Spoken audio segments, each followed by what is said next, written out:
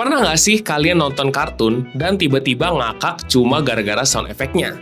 Kayak suara kaki yang garing banget, suara pukulan yang absurd, atau suara boing yang khas yang sering kita dengar dalam film-film kartun. Kok bisa sih sound effect di kartun tuh beda banget sama suara yang ada di dunia nyata?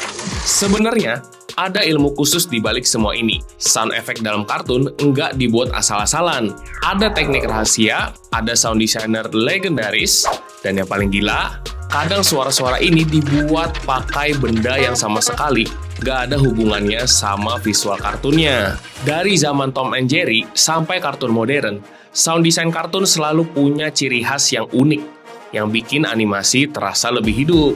Tapi gimana sih cara mereka menciptakan suara-suara gokil ini?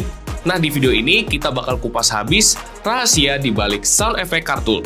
Kita bakal bahas tekniknya, siapa orang-orang jenius di baliknya, dan yang paling seru, aku bakal kasih tahu cara menggunakan sound effect kartun di dalam konten kalian sendiri.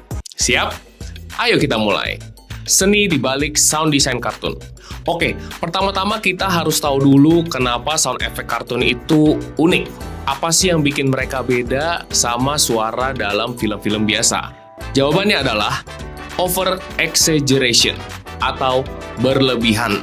Di dunia nyata, kalau orang jatuh, ya suaranya cuma boom. Tapi kalau di kartun, suara jatuh bisa kayak boom atau poing, tergantung efek dramatisnya.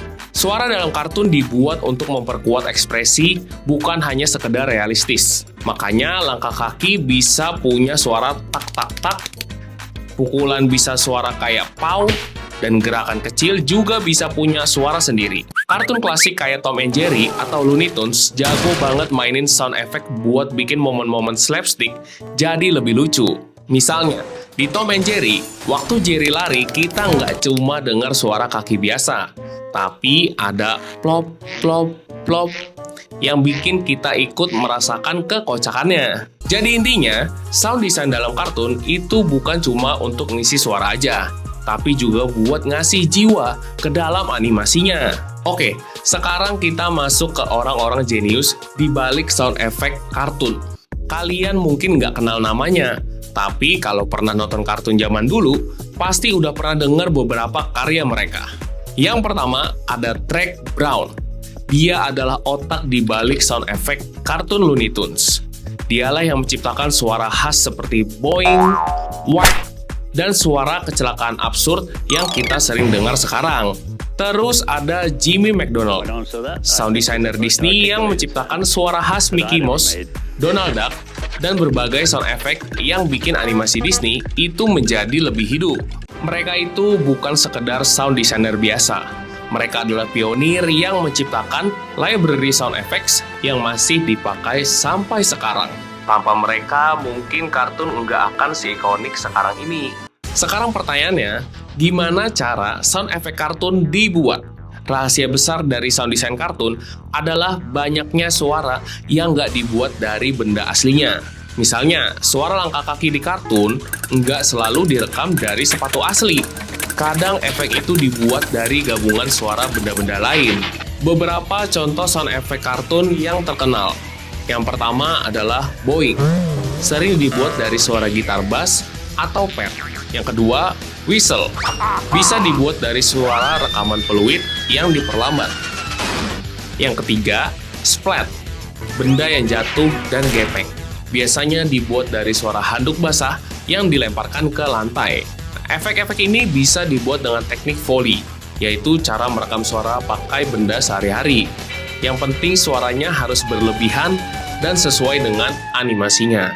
Nah, sekarang bagian yang paling seru. Kita bakal coba pakai sound effect kartun untuk video-video konten modern zaman sekarang.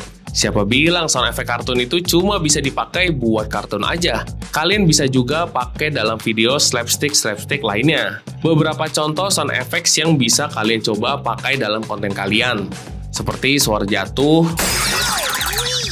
suara lari, suara kepleset, atau suara pukulan.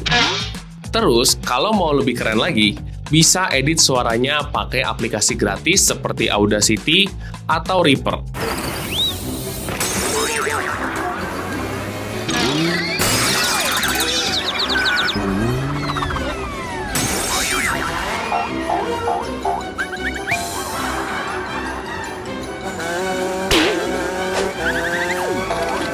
Nah, coba eksperimen sendiri dan lihat suara unik apa yang bisa kalian pakai buat konten kalian. Oke, kita udah bahas banyak banget soal sound design dalam kartun.